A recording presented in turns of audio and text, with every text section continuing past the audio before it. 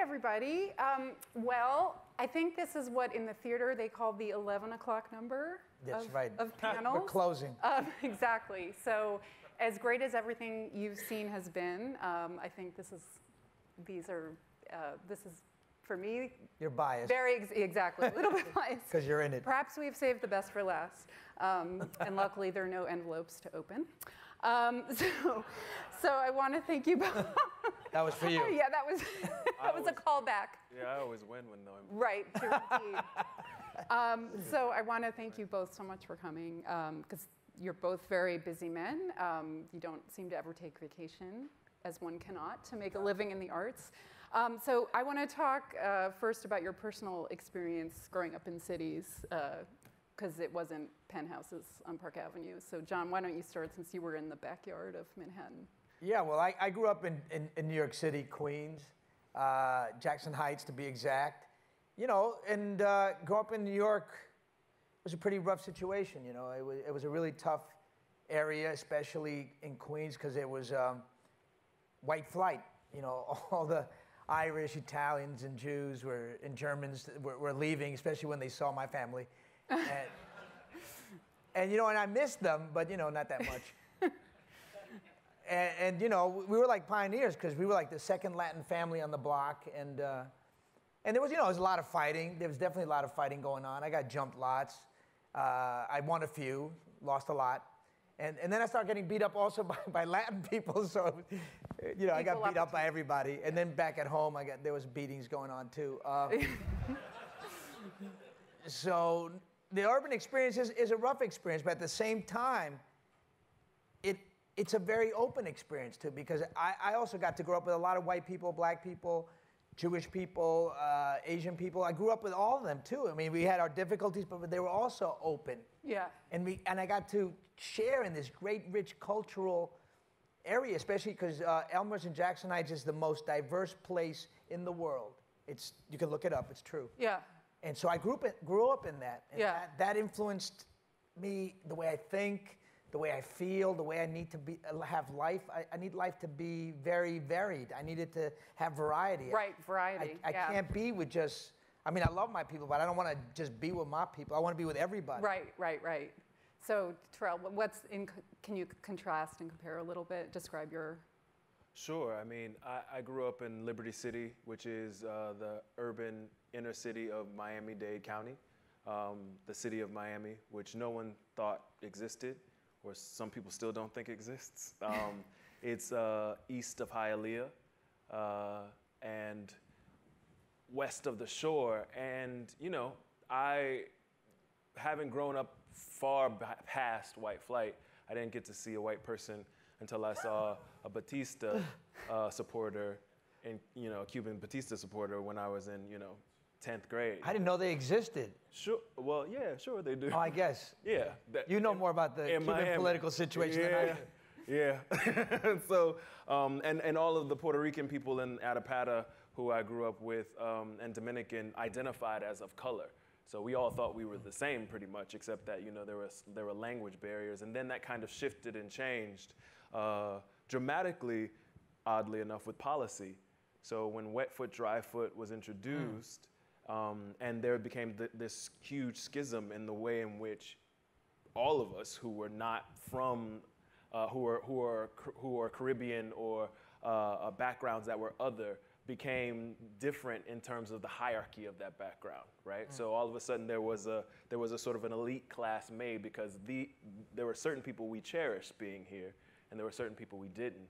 And so what was the hierarchy? Well, we saw Haitian immigrants being turned, you know, literally boats turned around, or either being deported right back out of the country, or being, quote unquote, known as illegals, whereas people of Cuban descent were coming into the country with a sort of more of a red carpet. One would never say that they were being fully flourished and welcome. And so that hierarchy began to shift dynamics, and you began to hear, even as a kid, how people wrestled with that and that understanding of who you were in this community that, again, was made up of mostly immigrants. But then you had a black community that had been there since, you know, before World War II, that Zora Neale Hurston talks about, came down as migrant workers out of Georgia and out of Florida working the sugarcane fields, and who were largely ignored. And that was what Liberty City and Overtown were like. Spike Lee once was interested in doing a piece on how I-95 was built right through Overtown and decimated the neighborhood. And so I came along at a time when it was in abject poverty, and then all of a sudden we had the introduction of crack cocaine, which further destroyed and disseminated the community. All of that fun stuff, on top of the fact that we lived in a tropical environment. And so in the summers, we had mangoes and hibiscus and bananas. And we had them in the bodega. We had bodega. Yeah. We had them on the tree. So there was nothing coming from a tree in the bodega. Yeah. There's nothing living. Everything's in a can or in a box. The cat in the bodega. yeah, that's the only living. Cat. I see your next piece. The cat in the bodega, ladies and gentlemen. But that was, those things pressed together were I think are a little bit different than when I hear my colleagues talk about their growing up in a more in an urban environment, because we certainly felt like we were in an urban environment. We had similar ills and championships in the way urban environments do, but there was also something quite unreal about the beauty that surrounded the neighborhood, and I think it certainly made its way into my work. Right. It's interesting because what constitutes a real urban experience? Does it mean that because I grew up going to a public school where there were 50 kids per class? Is it density? Or is it impoverishment? Or concrete, or is it more concrete, more asphalt? Does that make you more urban or less urban? It's interesting. What defines urban? What defines that? Yeah. Like, because we didn't have a hierarchy. Who was the toughest? That was the hierarchy. Well, all right. So when did you start turning your experiences into material? Into material? Yeah. I'm not saying for compensation. I'm just. Oh, okay. I thought it was my first check. Yeah, no. No, I was trying to be funny back in the day because they were gangs. That's how old I am, because there were still a lot of gangs, and it wasn't the Crips or the Bloods back then. It was the Savage Nomads. If anybody knows of any of these gangs, please, if I remember, jump up. Savage Nomads, Tomahawks, Latin Tops. Cobra, Spades, Spiral Sisters. I might be leaving a few out. I didn't mean to. But there were a lot of gangs in New York. Yeah. And I wasn't tough enough or cool enough to be a part of a gang, so I just hung out with some of the affiliates. And I was kind of like the guy who would make jokes and crack them up. And then when there was a fight, I'd run. Yeah. That's and good be home. strategy. I have a lot of homework to do. I'm failing. I don't want to fail out. I got my GED coming up, Yeah. Does this sound familiar? No. No, sure. There were certainly gangs, and my family. I think I can say this because the statute of limitation has run out. But my family, and certainly the man a person who I thought of as a father figure, were heavy in the drug gangs that ran the city. Or at least Liberty City, and the projects had their own sort of code. So if you lived in Night Manor, as opposed to the Poke and Beans, which are the ones we filmed or Barry Jenkins filmed in Moonlight, as opposed to the four other outlying ones that no longer exist, by the way. You sort of had rivalries in that way. So if you were in the Beans after a certain amount of time and you were from the village, there was trouble. I was in somebody's ballet class by this time because I too, got into a lot of fights and was bullied quite often as a young person, especially a young queer person growing up in those environments. And I think, everybody is, and poverty does play a part in it. I think when you're trying to figure out where your stature is in life or what access you actually have, you then begin to find people you can denigrate in some way or try to. And the skinny kid who's prancing around in pink is probably the one to grab onto. And so I spent I was a loner for a lot of the time, but I still spent a lot of time sort of, again, outside gazing at, we had the high schools would practice outside, so the band practice would happen, and you would basically have this free concert where this band was playing all the best music, doing all the best dances, and then Uncle Luke, who Luther Campbell, would set up these speaker boxes outside and just blast 2 Live Crew in the middle of the street, and then everybody would come and dance in the middle of the street. And then, you know, again, sometimes fights would break out, and you run home, you know, and you immediately had a lot of tendus or ballet to do. In my case. Pliés, whatever. Exactly, you know, just strengthening those. Exactly. That's that's true. It's glissade. But it's interesting that, because my brother's gay, and when trouble would break out, he'd also be home, because that was a way of my parents also keeping us from trouble. Was you locked yourself up in your home, you know, and you read books, you watched TV, and you led this very insular life, but you were protected from the streets. Right. And that's one way of surviving the streets, well, that's okay, so that's surviving, but what about who are... Thriving. Right. Thriving. No, well, who... Well, if we had that recipe, yes, I wouldn't be here. You're right. No, but, you know, who or what made a less conventional path seem possible for you? Like somebody or something let you go on the professional path that you have. Well, I got saved, man. I mean, I don't think anybody coming from sort of where I came from, you can make it without somebody tapping you on the shoulder and saying to you, you're worthwhile, you're worthy, you can be somebody. Without somebody doing that to me, I would have never made it. And there were a lot of people who intervened in my behalf. And that's why I'm always so proud of people who are mentors, who go back into the community, because those are the type of people that helped me. My math teacher, Mr. Zufa, said, you know, Mr. Squeezamo, Mr. Leguizamo, you know, if they can make penicillin out of moldy bread, they can make something out of you. I mean, I know it sounds denigrating, but it helped me. Yeah, yeah. Because those are the type of people, my stepmom, and then the Fresh Air Fund. I mean, all these things, and after-school centers that, you know, eventually Reagan destroyed and took the funding away from all these programs. But they helped me, you know. There were people there who were constantly telling me that I was worthwhile, because the messaging that I was getting from my community, from the media, from the world, was that I was worthless as a Latin man.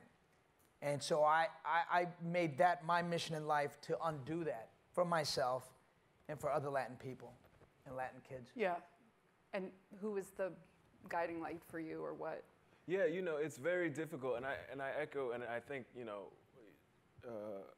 Mr. Leguizamo is I'll let you call me that. Not at all. I only do it in jest, but honestly, your work and the way in which it permeated into the lives of us young people, especially young artists, coming up, was extraordinary. I mean, to see a person of color take a stand by themselves, right, in front of mostly white people sometimes, and tell their story honestly, without flinching, with great humor, with great humility, but also with a pride, allowed for those building blocks of a lot of people. I know my mentor, Teo Castellanos, who is a Puerto Rican descent in Miami, was running a program for us around the time that your work started coming really onto the scene, and was like, look, read this man's work, read what he's doing, read how he's taking his story, his ability to tell a story, and using it as not as an appropriation, but as a passport for himself to stand again on a platform that is built by and for him, right? And that, I think we can't underestimate the power of that, because there are a lot of people. I would be lying if I said a lot of people told me I was worthless. There were people who told me I was worthless, for sure, especially the boys who punched me in the face.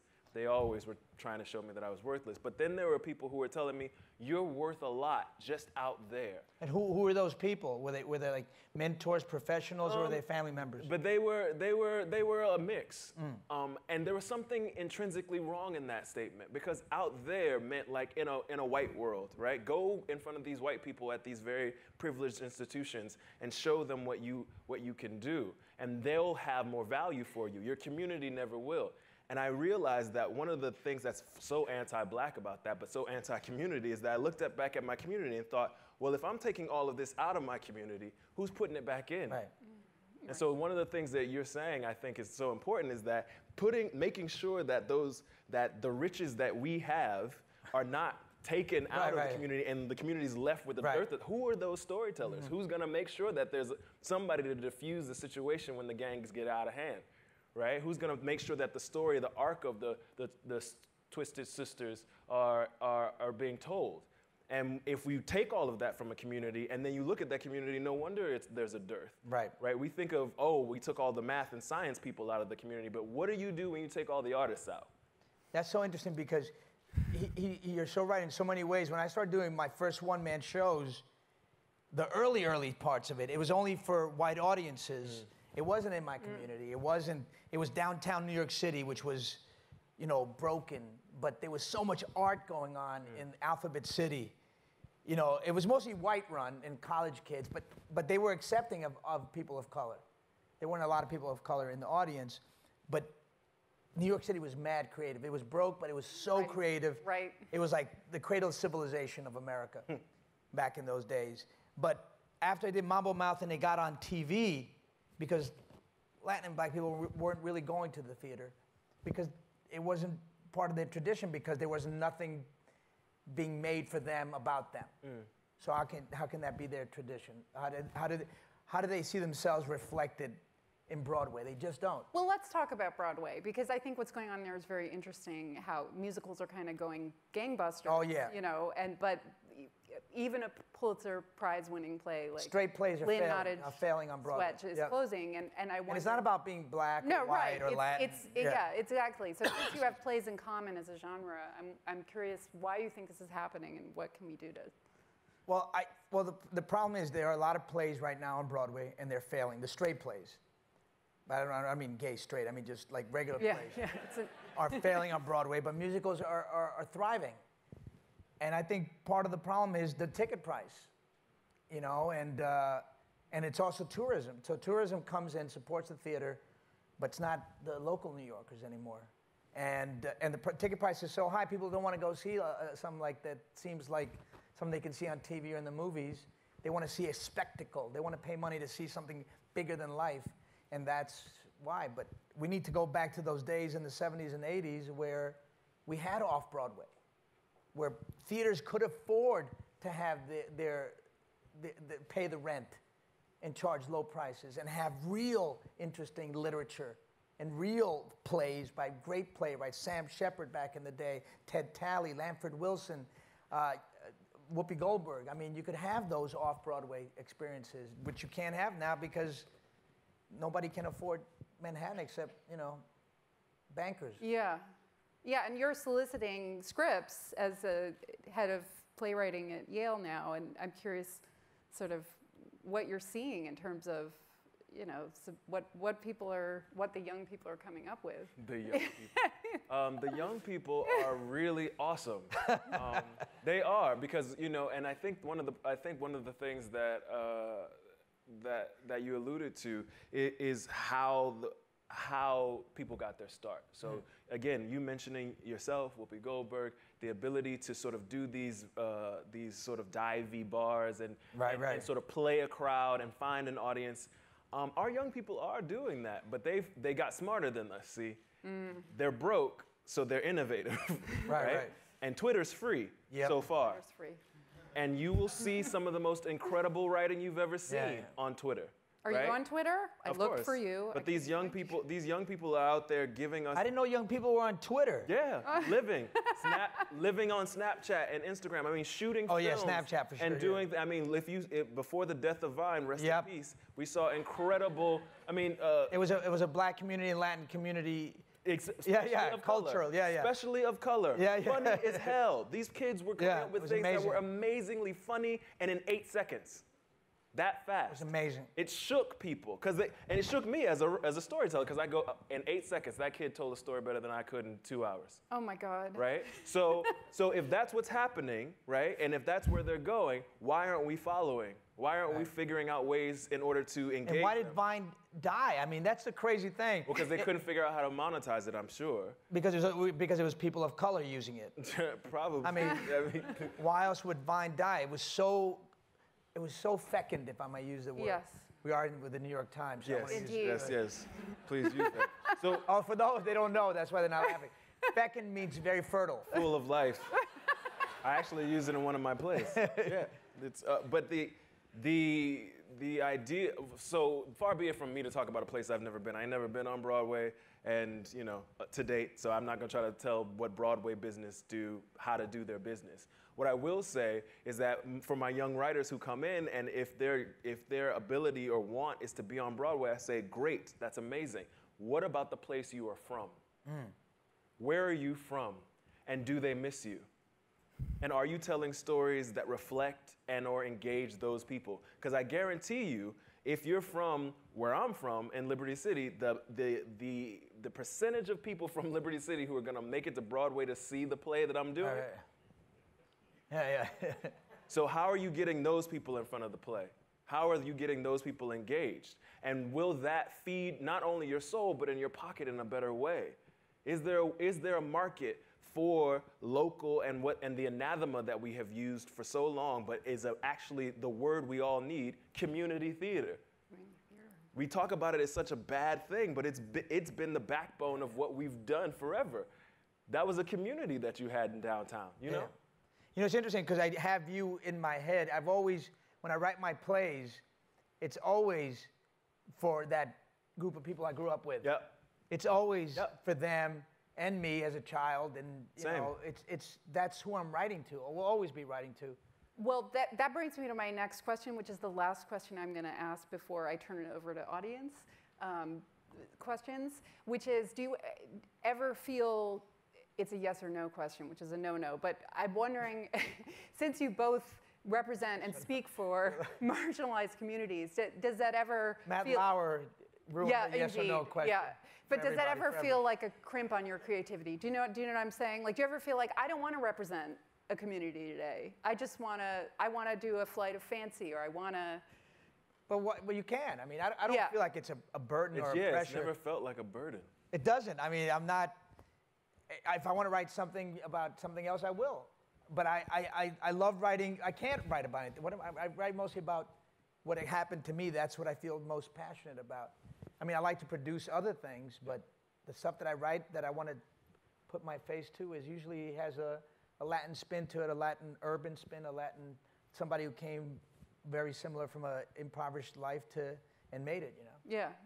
Yeah, the questions of life, or questions that you wrestle with for the rest of your life, that lexicon, that little fortress of solitude key that you get from Aunt May or whoever it is that Superman gets it from, that comes pretty early in life. And so you spend most of your days figuring out those questions for the rest of your life. And so for me, it feels every time someone's like, hey, why don't you write this romping comedy about people on the northeast side of Chicago, and I'm like, girl, I mean, I can. I'm sure. I mean, it's within the realm of possibility.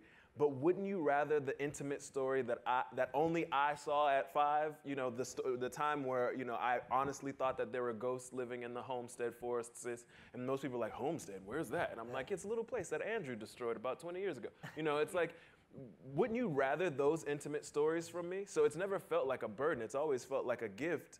The only time that it feels burdensome is when I can't get it out fast enough. Moonlight, I mean, we got to talk about Moonlight. I mean, we don't have to. Yeah, I know we do. Okay. Well, let's see if anyone in the audience has a question about Moonlight. Adam? My favorite movie of the year. There you are. That's very kind of you. No, I'm not being kind. It was great. I love that phrase, Fortress of Solitude. Thank you. Hi, Iris Barr. I have a question for John. You have kids, and do you live in the city? And if not, do you kind of wrestle with giving your children the urban experience growing up as opposed to not, and the diversity and the resilience that comes from the kind of upbringing you had? And my kids, I do have kids. I have 2 older teenagers who don't respect me at all. And no matter what you do, they will not respect you for a couple of years. And they go to private schools. We live in the Gold Coast. I've become respectable. But you know what? I went early on with my kids, I did feel like I wanted them to go to public school. I wanted them to have some adversity. I wanted them to be tested because they made me who I am. But you know what? My kids don't need to suffer that much. Maybe they don't have to be so successful. I don't know if I want my kids to have to go through what I went through. Plus, anyway, life beats him up anyway. You know, even just because you go to a private school, my son was not kept from being bullied.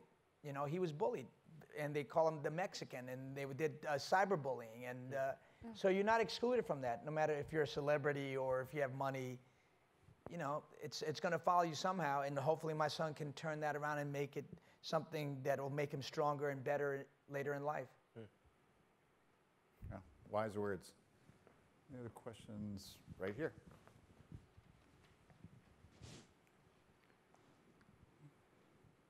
Tell us about Moonlight.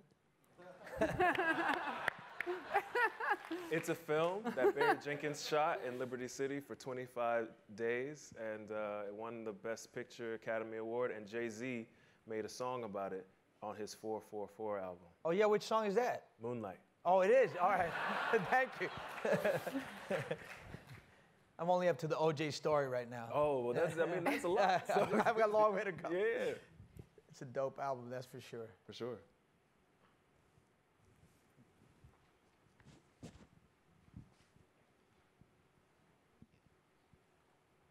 Hello, I'm Amanda Eden. We've been talking about, or in the last panel, she talked about how the portrayal of the white middle-class male has evolved, and I wondered from your perspective, how has the portrayal of Latinos and African Americans evolved, and can you give us an example of who you think is doing a good job of portraying a Latino character and an African American character, where it's not that they're the token minority, but they are just a really good portrayal of that character? I mean, I still think Hollywood is still so white. I just don't see enough. I mean, Latin people, we're 70 million people, almost 70 million people in this country. We didn't just get over here on boats. We've been here since this country was discovered. And we've been here discovering it and improving it and building it and fighting in the Revolutionary War, Civil War, War of 1812. We're the only minority that's fought in every single war this country has ever had. We're the highest decorated minority in each of those wars. And you never see that told in any movie, any television show, any history book. We're so absent and unseen and voiceless. I mean, we're getting some representation, definitely not in the movies as much, more on television. Television is definitely doing better than movies. And then you have to wait every blue moon for a Hamilton that does colorblind casting. And can you see them pitching that in a Hollywood studio or television? I'm going to do the story of our founding fathers with only black and Latin people. And they're going to do it in hip hop. The studio, but they didn't speak in rap back in those days. It would never get done, never. But theater allowed that to happen, and that's what we need. I want to see that in television. I want to see that in movies. I'm tired of being excluded. I am. How about from this side? Going once, right here. Well, you were supposed to answer that. Was that? Oh, Yeah. I'm sorry. You can answer this yeah. one. Okay. I wanted to thank you for making Moonlight. It was very beautiful, touching, and I just loved it. My question isn't along any intellectual lines. I just want to know, how did you feel when that mess up occurred on the stage and you all found out you had won? Because I was screaming at home and hollering and shouting. And I saw how you all reacted, but what was that feeling like? What we looked like, which is a march of army of people who were deftly surprised about something that was amazing. I think one of the things I've stepped away from, in the step back from it, is that there is a moment, I think, in everybody's life where you hope to be recognized for things that you hold dear. And to have that recognition done is fantastic. But you said something earlier that I have to address, which is you said, thank me for making Moonlight. And Moonlight wasn't made by me. Those people who were marching up on that stage were responsible for taking a story about a little boy being abused. Again, imagine trying to shop that in Hollywood, right? We got a gay kid in a poverty neighborhood with a crack-addicted mother and a drug dealer father figure, and we want to make a film about his heartache. Go. Yeah. Right? Can you see how that gets Yeah. thrown out? But then there were people who decided that that story was worth telling. And they rallied behind it with all of their powers and ability and made that happen. And so for me, that was the greatest gift, even before the award ceremony. I had to sit back and watch these incredible artists pour themselves into it. And they did it because of what you said. You know, I think if you ask Mahershala Ali, who's an incredible artist and actor, or if you ask Naomi Harris why they did it, is because they knew they were being underrepresented. And here was a way to put full color into the lives of people of color. So, I mean, I thank you for that, but I thank them. I will. Oh, thank you. Welcome back, you mean. Yeah. Got a couple of questions that came in online. Talk about the difference between portraying city life on stage versus on screen. Well, on stage, my city life is very specific. It's me, and it's my experience, and with the subtleties and the universalities that I can hopefully put into it. When it's on film, obviously, you know, depending on the budget, the bigger the budget, the less real things are, for some reason. The less money there is, the more realistic the story is. The lower the budget, the less risk, so people will take bigger risks and tell a story that's more intimate. Like when I did Empire, this little movie about, Frank Reyes did this movie about his brother who, well, I don't want to tell stories that I'm not supposed to. Well, it was based on his brother, and it was about the rough life in the South Bronx. Yeah. That was pretty true to life, you know. It was because it was very low budget, $2 million, and they were able to tell a much more authentic urban story.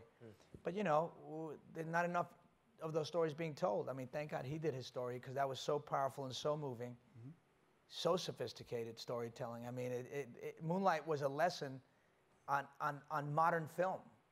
What is modern storytelling? It's so beautiful because it moves through story and through narrative without all the cute little television moments of this inciting incident needs to set up, this has to pay off in the second act, and then let's put a little cute bow at the end. It was like what I studied as modern filmmaking. Tarell, do you have thoughts on that? Writing for stage versus screen? He's teaching me what the film does. You mean, you know, I mean, honestly, when you hear people and artists engage with your work, you start learning about work that you've done. And Barry, I think, is a consummate maker of film. I mean, he took the sort of gnarly story that I had created and thought, let's put this in just 3 chapters. And I think one of the things that's happening is that people are engaging with it in terms of how we put a life in a story. Right? So one of the things that often happens is it says, okay, cool, we're doing a story about people of color who are maybe poor and probably in some dire straits. Let's do a documentary style, minute to minute moment when they get arrested, then they fight the man, and I mean, it just becomes, you know, and God bless this show, but it becomes like The Wire, right? Expansive in the amount of like detail it needs. Whereas we take other films, and other films that we think of as great films, and it's like, hey, we just chart this moment. Right. We chart this inciting event. What's the unusual part about this day, which we know is the sort of real buoy of a story. Like what happened on this extraordinary day? Not let's document when the police burst in the door for that one moment because it just needs to be authentic. And I think, to me, that's the thing that becomes problematic when you try to tell stories from a certain perspective. Everyone thinks, well, we've got to have the moment where, you know. The formula. Yes. Yeah. We've got to fill in all the things that we know about Black or Latino or Latinx urban life.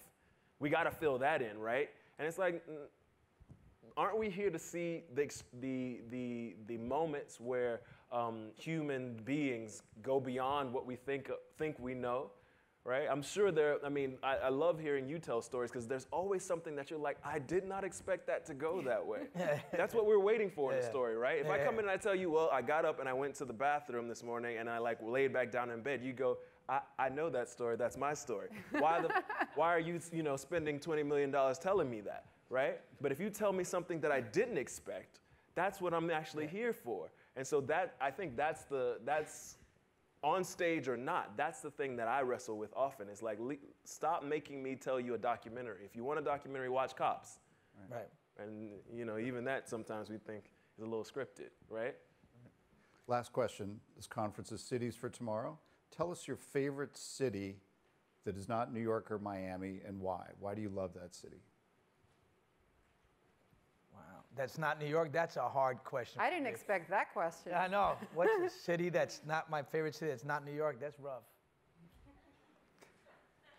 Brooklyn? Yes. Good answer. Good answer. I'm sticking with that. I have two. I love London and Chicago for very different reasons. But oh, okay. It's the New York Times. Well, London is interesting because there I feel like I get to engage with a whole other diasporic version of blackness in a way that just feels like we're coming to the table to have a discussion. Like that there are things about the world that I didn't know about, and there are things about my world that they don't know about that I feel like me and my African and Caribbean brothers and sisters on that side of the planet get to have a discourse about over some food that we are both familiar with, right? So we're like, yeah, we eat the same things, but we certainly didn't arrive here in the same way, and what's that about? And oftentimes it can be really painful, right? The conversations can be really, really painful because, again, there's a kind of, there's anti-blackness globally, but how it expresses itself and how it roots itself in you comes out in ways that you don't even know. So you end up saying things that sound like you're inauthentic, you're making someone's experience of black inauthentic, and you kind of have to walk back and check yourself. Chicago is, to me, God bless you, I know you're gonna hate me for this, but I really think it is America's city, because New York feels like the world's city. But when you go to Chicago, you're like, this is America. Even in its like segregation and its bifurcation, you're like, these are like American problems, these are American ideals, these are American strengths, these are American weaknesses. And you feel them like, you feel them and you see them, and I always engage in Chicago in a way of like, okay, cool, this is gonna give me a barometer for what the country is really like at this point. And of course, that's just my dumb opinion. Who am I? I'm no sociologist. I studied But no, drama, you know what? for God's sakes. Him talking made me realize what you were just saying. It was so interesting. But looking at it through your point of view, then LA becomes my second kind of quasi-favorite city because it's so apartheid in LA. I mean, black people on one side, Latin people on one side, white people all on one side. So I hate going there sometimes. But when I do connect with the Latin people there, and we sit down and we have a meal together and we talk about our different Latin experiences on the West Coast and East Coast, because for them, they're as politicized as I am, but in a different kind of way. Yeah. And their experiences are very different because they've been so segregated. Like here in New York, we're all much more integrated in a lot of ways. So we're giving this panel to La La Land.